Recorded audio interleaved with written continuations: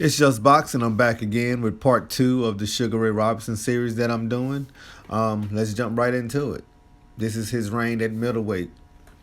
Robinson stated in his autobiography that one of the main considerations for his move up to middleweight was the increasing difficulty he was having in making the 147-pound welterweight weight requirement.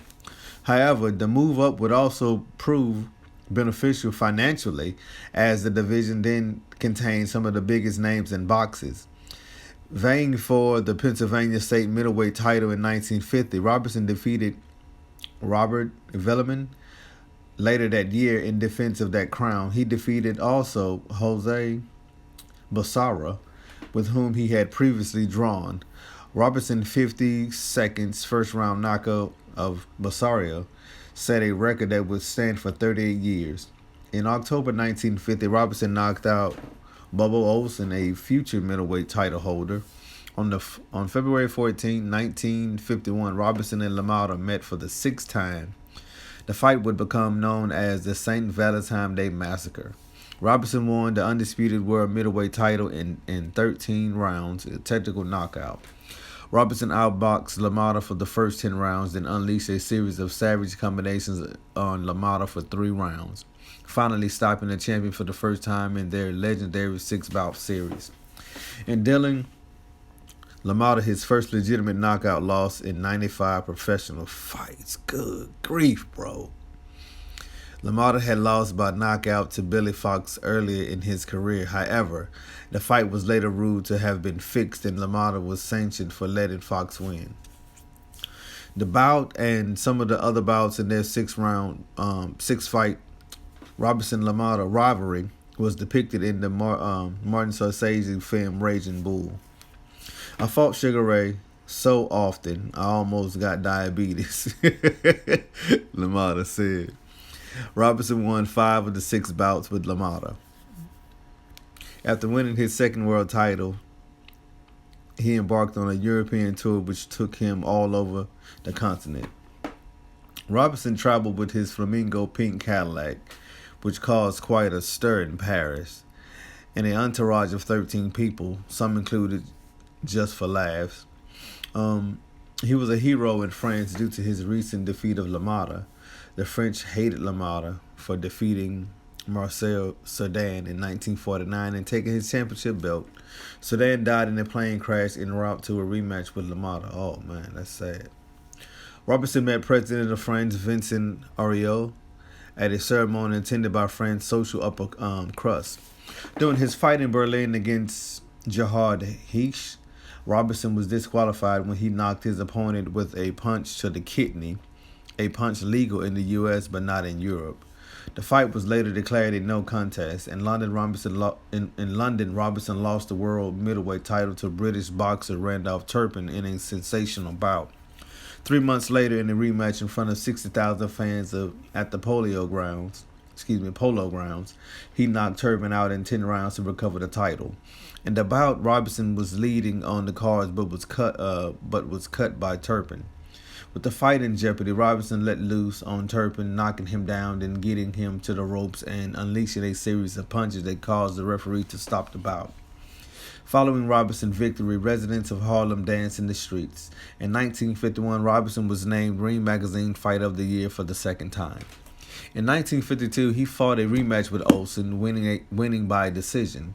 He next defeated former champion Rocky Graziano by a third-round knockout, then challenged world light heavyweight champion Joey Maxim. In the Yankee Stadium bout with Maxim, Robertson built a lead on all 3 judges' scorecards, but the 103 temperature in the ring took its toll. The referee, Ruby Goldstein, was the first victim of the heat and had to be replaced by referee Ray Miller. The fast-moving Robertson was the heat's next victim. At the end of the round 13, he collapsed and failed to answer the bell for the next round, suffering the only knockout of his career. On June 25, 1952, after Maxim bout, Robertson gave up his title and retired with a record of 131 wins, 3 losses, 1 draw, and 1 I guess no contest. He began a career in show business, singing and tap dancing. After about 3 years, the decline of his business and the lack of success in performing career made him decide to return to boxing. He resumed training in 1954. The Sugar Ray Robinson comeback. So in 1955, Robertson returned to the ring. Although he had been inactive for 2.5 years, his work as a dancer kept him in peak physical condition. In his autobiography, Robertson states that in the weeks leading up to his debut for a dancing engagement in France, he ran 5 miles every morning, and then he danced for 5 hours each night. Robertson even stated that the training he did in his attempts to establish a career as a dancer were harder than any he undertook during his boxing career. He won 5 fights in 1955 before losing a decision to Ralph Tiger Jones. He bounced back, however, and defeated Rocky Castellani by a split decision. Then challenged Bobo Olsen for the world middleweight title. He won the middleweight championship for a third time with a second-round knockout. In his third victory over Olsen after his comeback performance in 1955, Robertson expected to be named Fighter of the Year. However, the title went to welterweight Carmen Basilio. Basilio's handlers had lobbied heavily for it on the basis that he had never won the award, and Robertson later described this as the biggest disappointment of his professional career. I haven't forgotten it to this day, and I never will.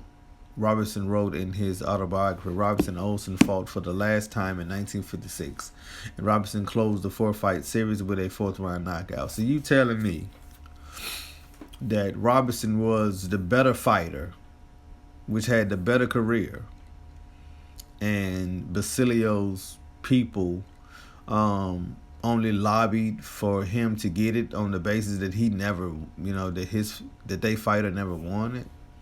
I mean, it should go to the best fighter. Okay, back to the article. In 1957, Robertson lost his title to Gene Foreman. Foreman used his aggressive, forward-moving style to control Robertson and knocked him down in the fight. Robertson, however, noticed that Foreman was vulnerable to the left hook. Foreman headed into their May rematch as a 3-1 favorite. In the first 2 rounds, Robertson allowed Foreman around the ring. However, in the 3rd round, he changed tactics and made Foreman come to him. Excuse me. At the start of the 4th round, Robertson came out on the attack and stunned Foreman. And when Foreman returned with his own punches, Robertson traded with him as opposed to clinching as he had done in their earlier fight. The fight was fairly even after 4 rounds, but in the 5th, Robertson was able to win the title back for a 4th time by knocking out Foreman with a light, fast, powerful left hook. Boxing critics had referred to the left hook, which knocked out Foreman, as the perfect punch. It marked the first time in 44 career fights that Foreman had been knocked out. Man, these guys is remarkable, bro. It marked the first time in 44 career fights that Foreman had been knocked out, man. And when someone asked Robertson after the fight how far the left hook traveled, Robertson replied, "I can't say, but he got the message." Boy, Sugar Ray Robinson was a soldier, boy. Later that year, he lost his title to Basilio in a rugged 15-round fight in front of 38,000 people at Yankee Stadium. But he regained it for a record 5th time when he beat Basilio in the rematch. Robertson struggled to make weight and had to go without food for nearly 20 hours leading up to the bout. He badly damaged Basilio's eye earlier that fight, and by the 7th round, it was swollen shut. The 2 judges gave the fight to Robertson by wide margin, 72-64 and 71-64. The referee scored the fight for Basilio 69-64 and was booed loudly by the crowd of 19,000 when his decision was announced. The first fight won the Fight of the Year award from the Ring magazine for 1957. And the second fight won the Fight of the Year award for 1958.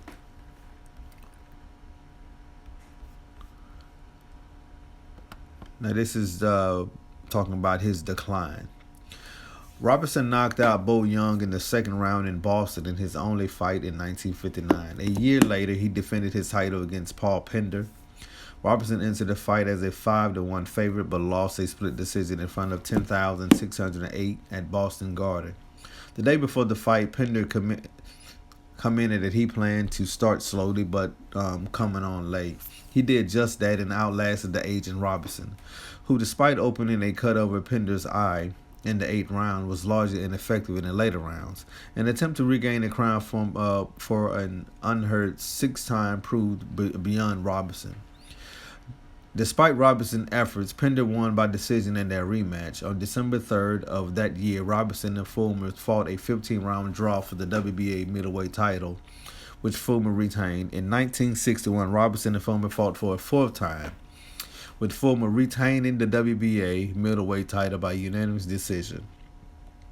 The fight would be Robertson's last title bout. Wow.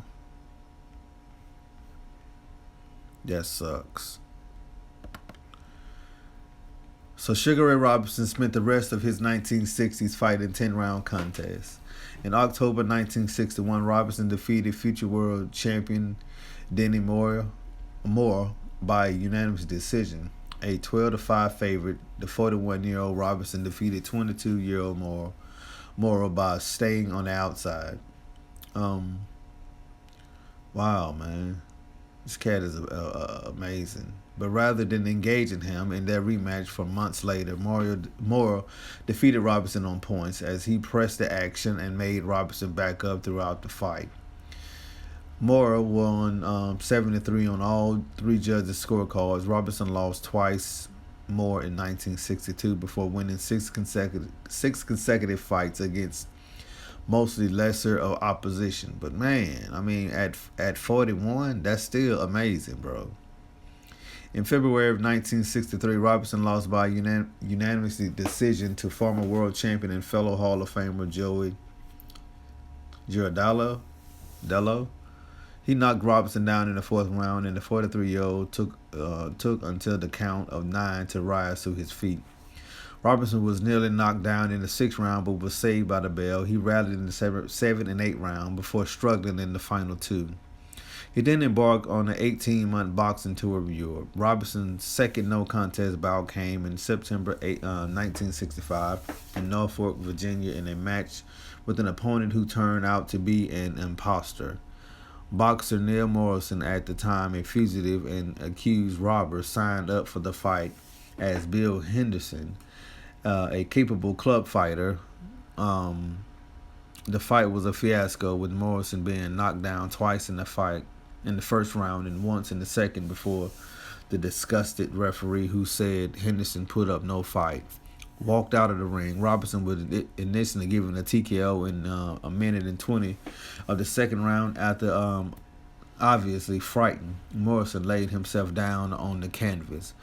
Robertson fought for the final time in November of 1965. He lost a decision to Joey Archer. Famed sports author Pete Hamill mentioned that one of the saddest experiences of his life was watching Robertson lose to Archer.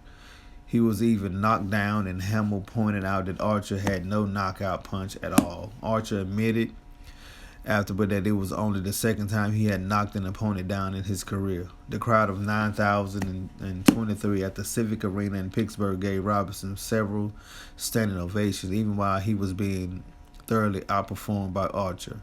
On November 11, 1965, Robertson announced his retirement from boxing, saying, I hate to go too long campaigning for another chance." Robertson retired from boxing with a record of 173 wins and 19 losses and 6 draws and 2 no contests, with 108 knockouts and 200 professional bouts, ranking him among the all-time leaders in knockouts. Man, this guy is freaking amazing, bro. He's amazing, man. I mean, what more do you want from a fighter? He gave it all. He gave it all he got, bro. You know what? And I see why people say he's the greatest boxer that ever lived. I see why. After reading this story about him, I have a new profound respect for Sugar Ray Robertson, and by everything that I have read, and I've been watching videos, and man, and all the videos, and this what I read, man, this guy, he is the pound for pound greatest fighter that ever lived. Period. There's no one. In my eyes, and from what I've read, from what I've seen, he's on another level. And that's just it. He's on another level, man. And this is like I said, this is part 2. This is the last of this that I did on him. I'm gonna be doing some more series like this. And hey, this is Sugar Ray Robertson, man, the greatest fighter that ever lived. Thank everybody for watching. More videos to come. Hit the like button, subscribe, smash that bell icon to get all new videos that's coming. It's Just Boxing, and I'm out. Peace.